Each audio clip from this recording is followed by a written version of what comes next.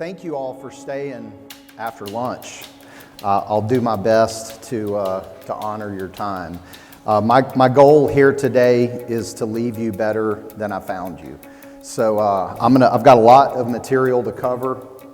So I'm gonna blow through a lot of this pretty quick, but it's important material. And so I want to start though by saying thank you to the Horizon guys for putting me in a position to be able to speak to you all today and to share this space with some really great speakers and some really great people and some really smart people in business. One thing that I've been reminded of today is that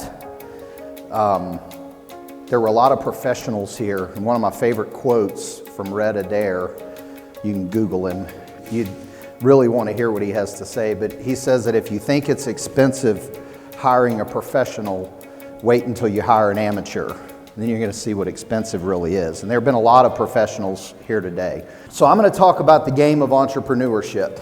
And I'm going to start out by talking about two men that meant a whole lot to me that are no longer with me. And that's my father and my grandfather. My grandfather died when I was 12 years old. My father died when I was 24. I'm now 53, so I've lived a lot of life without two very, very important men in my life. My grandfather was the oldest of 7 brothers. In the early 1900s, he started as a manual laborer in the lumber business and became the owner, president, CEO, and chairman of a lumber company that had sawmills in multiple states, and he was just an incredible entrepreneur. And like I said, I lost him at 12, so I didn't even really appreciate any of that. My father was no slouch either.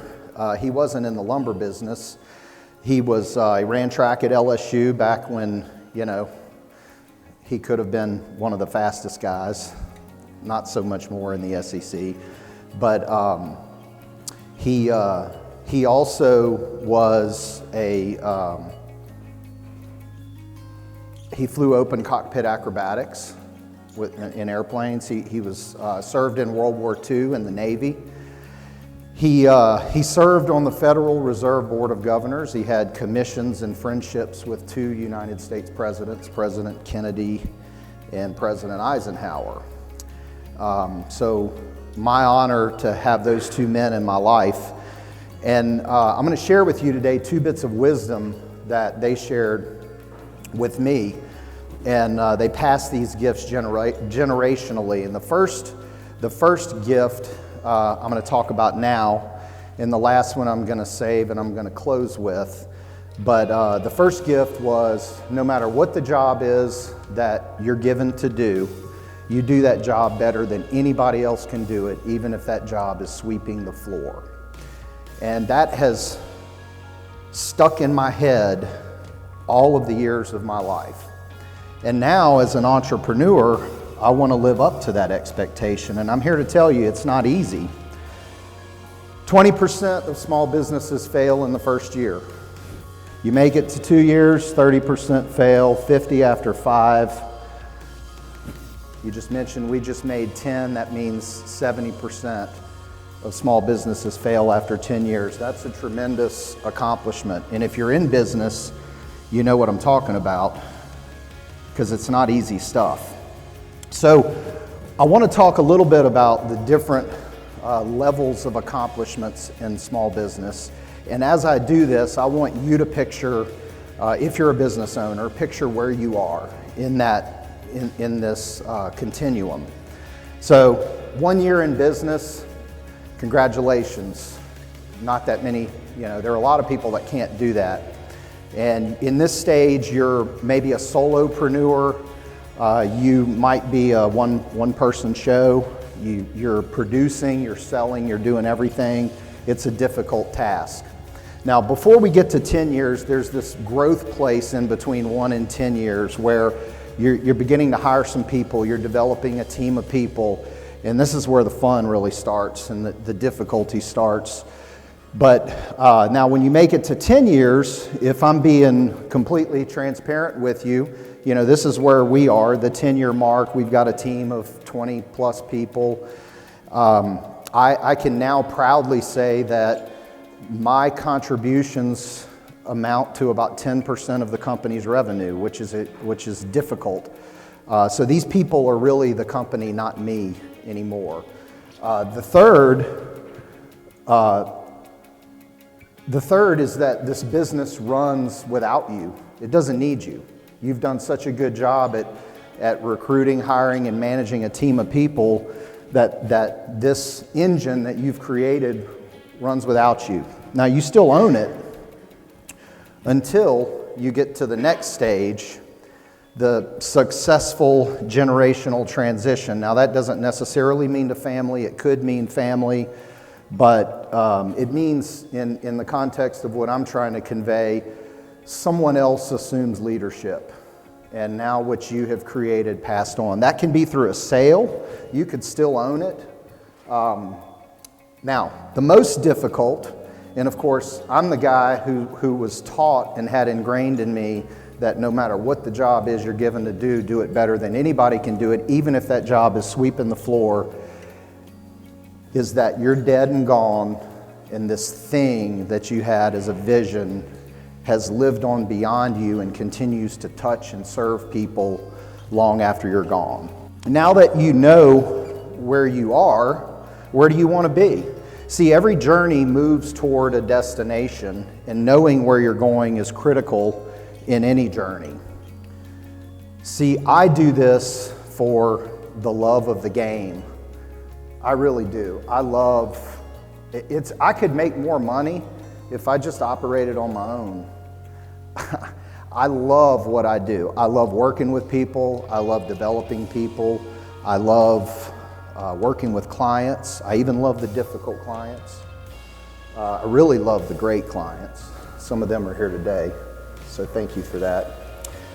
It's what my grandfather and my father taught me to do. And that's doing the job better than anybody else can do it. So where do you want to go? Now that you know where you are, what is it? There are no wrong answers here, but we got to figure out where is it that we want to go.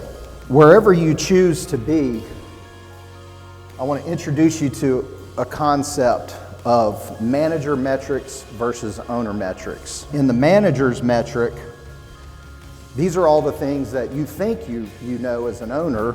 What's our revenue? What's our sales data? How much profit did we make? How's the business running? I'm a contract CFO number nerd geek, so I'm all into the ratios, the AR turn, the quick ratio, the asset ratio. I mean, these accountant, Melissa back there, she could geek out on all this stuff.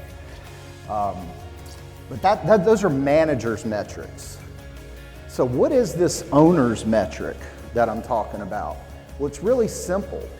If you own a business, the majority, in most cases, the majority of your net worth is tied up in the value of your business. Taking a multiple of EBITDA is a very common method of determining a valuation. The EBITDA, which for you non-accounting people is earnings before interest, taxes, depreciation, and amortization. That is essentially the business's ability to generate cash. But where the real power is the multiple. Because if you can get 7 or 8 or 9 times EBITDA as the value of your company instead of 3 or 4, those are big numbers. Those are a lot bigger than increasing your margins by 2%. So now what got me thinking about this is Next Level Solutions and our sister company, Trility Partners, are both Value Builder certified representatives. And we subscribe to this philosophy. It's by John Warrillow, the Built to Sell, and a couple of other books. He shares his wisdom from starting and exiting 4 companies. And I'm gonna blow through these 8 drivers. Financial performance is the first driver. This is the manager's metric. This is 1/8 of what makes your company valuable. These are all of the things that we look at with the manager's metric, or with financial performance. Growth potential. For you, this is the end of the road, but for an acquirer, this is the beginning of the road. You know, they are investing money in your company and they're purchasing a future stream of cash flows. And the bigger that we can show them that future stream of cash flows can potentially be from market expansion or from product expansion, the higher that driver adds to the value of your company. Now, when we talk about market expansion, this could mean geographically, it could mean virtually. From a product perspective, new ideas, new services, model revisions, the list goes on, and literally any one of these drivers of value we could speak about for an hour or two. But I'm just trying to give you some pointers here, some high points. So, Switzerland structure. I love these names that Werlo gives this stuff because this means nothing to anybody until you understand what the content of it is. But essentially, it's modeled after the country of Switzerland. You're not sided with anybody too much. You don't have any customers that you're too reliant upon, or supplier relationships that you're dependent upon, or employees. So the higher your score is gonna from this area is gonna depend on losing. Just picture in your head losing your best customer, your biggest supplier, or your best employee.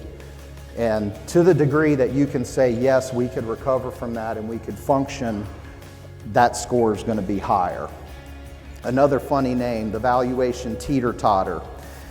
The imagery comes from the big kid and the little kid on the playground. The big kid sits on the seesaw and it goes way up. In business, we're talking about cash velocity. Cash velocity is the amount of capital that your business consumes, that your business needs to operate.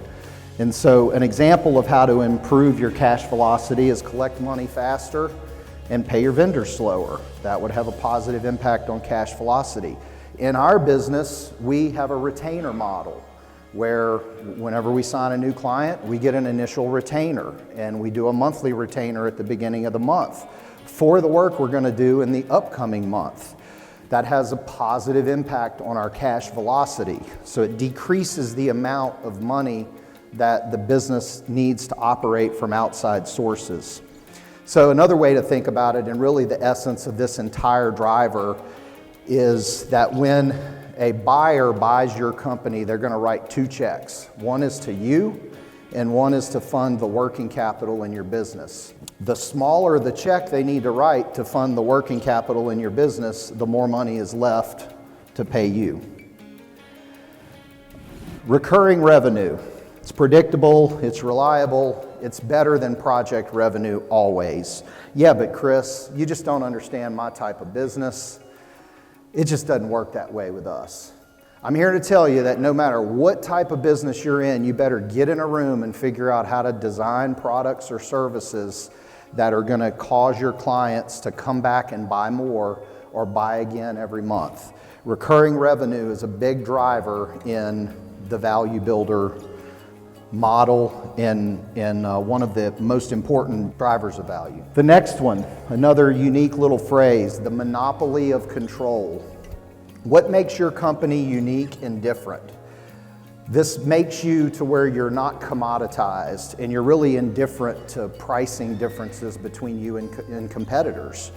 And Warren Buffett, I'm just fascinated by Warren Buffett. He talks about competitive moats. Back in the Middle Ages, they had these big bodies of water around the castle to defend the castle from potential attackers. And these moats in business, they can be technology moats, they can be talent moats, they can be capital moats. These are barriers to entry that you put up around your business that differentiate you from your competitors. At next level, we have a lot of little sticky services. So if you're a client of ours and we're doing your payroll and we've got a subscription with a technology tool or whatever, there may not be a lot of money, but I'm here to tell you, clients, I see some of you out there, those are sticky services, and I'm trying to make it difficult for you all to leave us. So in marketing, when it comes to monopoly of control, the two questions we should be asking ourselves whenever we do any kind of marketing message is, does this make us unique, and do our customers really care? The seventh driver of value is customer satisfaction. So once again, when that buyer buys your company, they're purchasing a future stream of cash flows. To the degree that is probable, more probable than not, that future stream of cash flows is going to continue, this driver of value is going to add to the value of your business. The best way to determine this is the Net Promoter Score. So how many of you have ever gotten a survey from a vendor or somebody you do business with, and they ask that question, how likely on a scale of 1 to 10 would you be to recommend our product or service to someone else? One simple question. It's not a lot of cost to poll your customers. That simple question, and you can go Google it and do the research, it is the biggest determining factor in the probability that your customers are not only going to be happy with you, but they're going to recommend you to other people. Julio was talking about this earlier. Hub and spoke. If you're in business and everything is single-threaded through you, you are significantly decreasing the value of your company. The hub and spoke concept talks about how much the company needs you. And remember when I was talking about those levels of accomplishment, and one of them is, the business doesn't need you to operate anymore. Well, you better get this one down if you ever want to achieve that level. I'm not there yet, but I'm working on it. And if you're on our team here and you ever hear me say, why do I have to do that? That's why.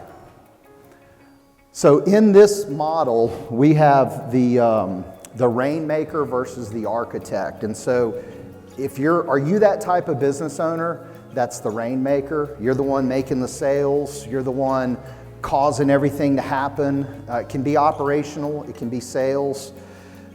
Or are you the architect?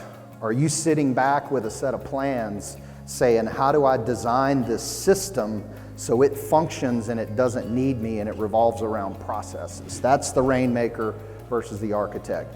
And I know, Stuart, it's probably driving you guys nuts listening to me because y'all I look forward to my critique later. Now, one way to remove yourself is you hear everybody talk about standard operating procedures. How many of you want to just nails on a chalkboard when somebody talks about SOPs? I can tell you what I think of. My first job, not my first job, one of my high school jobs was working for a fast food restaurant, and I remember the procedure manual. And that's what I think of when I think of standard operating procedures. And I would rather have needles stuck in my eyeballs than to have to sit down and document. But I'm here to tell you there are other ways to do it. We do it. We do a lot of video documentation. If we're training a process, we'll do a screen recording of a process. There are systems. One of the tools that we work with a lot helps memorialize standard operating procedures with technology.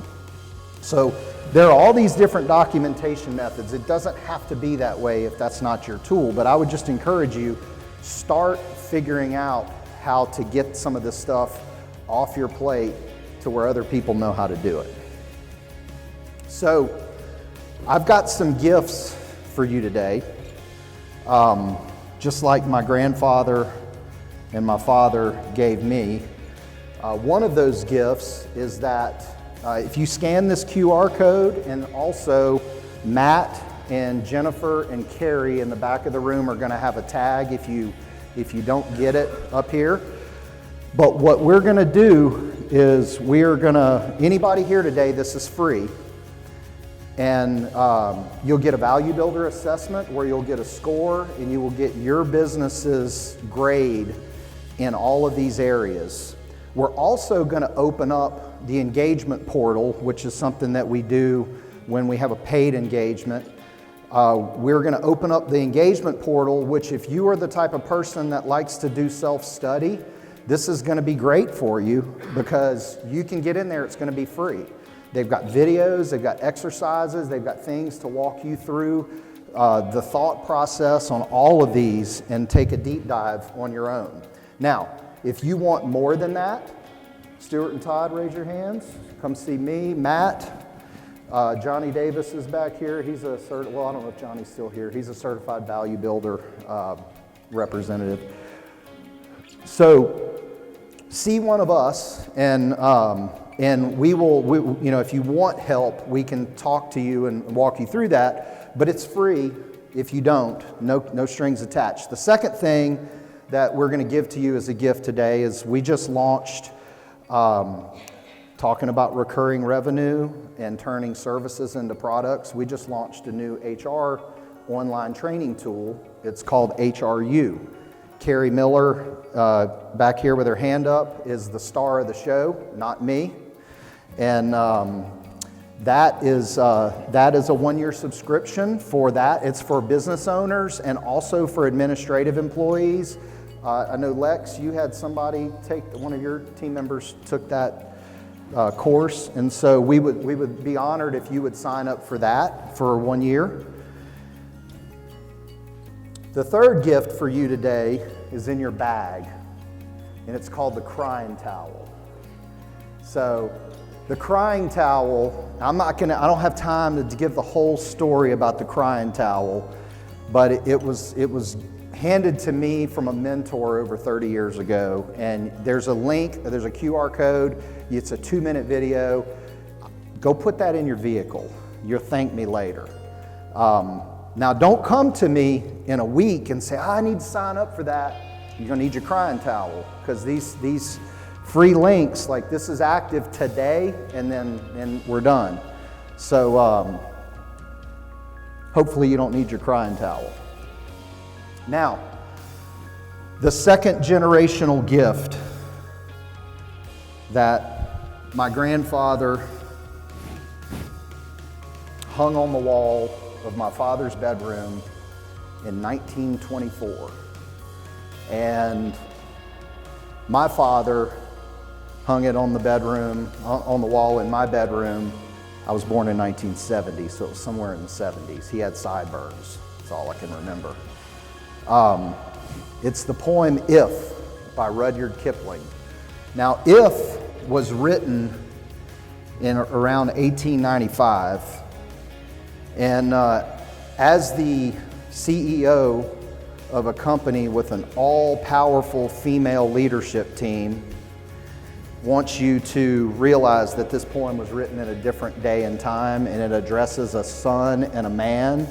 But if you are a powerful woman and you're in this audience, I want you to think about replacing those words with daughter and woman, because this applies to all of us.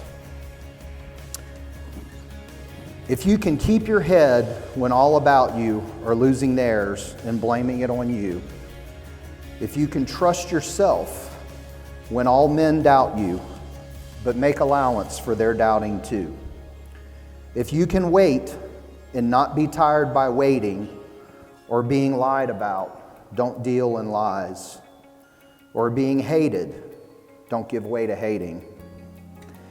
And yet don't look too good nor talk too wise. If you can dream and not make dreams your master, if you can think and not make thoughts your aim, if you can meet triumph and disaster and treat those two impostors just the same, if you can bear to hear the truth you've spoken, twisted by knaves to make a trap for fools, or watch the things you gave your life to broken and stoop and build them with worn out tools. If you can make one heap of all your winnings and risk it on one turn of pitch and toss, and lose and start again at your beginnings and never breathe a word about your loss. If you can force your heart and nerve and sinew to serve your turn long after they're gone, and so hold on when there is nothing in you except the will which says to them, hold on. If you can talk with crowds and keep your virtue, or walk with kings nor lose the common touch, if neither foes nor loving friends can hurt you, if all men count with you, but none too much, if you can fill the unforgiving minute with 60 seconds worth of distance run, yours is the earth and everything that's in it, and which is more, you'll be a woman, my daughter. So I really hope today that you leave here from this place better than we found you. That is our company mission statement. That's what we wake up to do every day, is we want to help companies and help people and leave them better than we found them. So if anything that I said today stood out to you, you want to learn more, you've got all kind of QR codes to go to our website, to talk to people in the room. We would love to have you. And once again, thank you to the Bush Brothers, Horizon Financial, and all of these other incredible speakers that were up here today. It was my honor to share the stage with you.